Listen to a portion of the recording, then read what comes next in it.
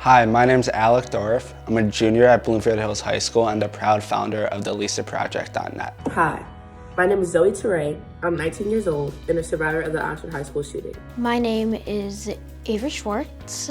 I am 11 years old and I started the Hug Buddy program. Hi, my name is Justin. And my name is Jamie.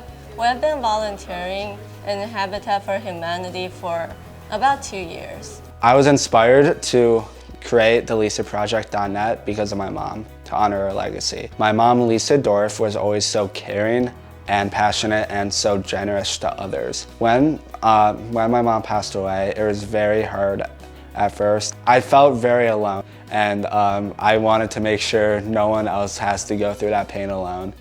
I had a very hard time after the Oxford High School shooting in November 2021. But it was even more heartbreaking to hear about Robb Elementary students, especially because they were students much younger than me in their developing stages, having to go through the same thing I went through as a 17-year-old, which is what sparked me to have the event that we just had this past November in Uvalde, Texas.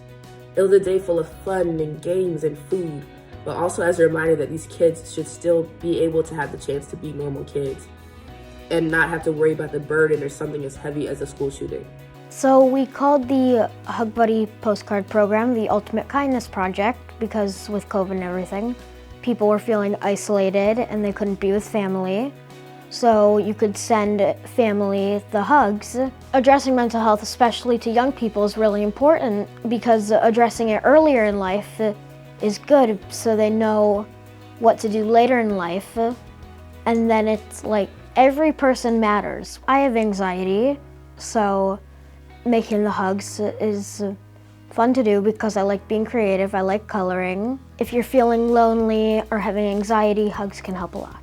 I feel like after I joined Habitat for Humanity, I meet with some of the best people, how they always care about others, smile all the time, so I can become a better person myself. It was super important for me to meet other survivors just because, again, they understand what you're going through completely, without fear, without judgment, without feeling any kind of way. They were super, super supportive to me and to my Oxford community when we went through such a hard time.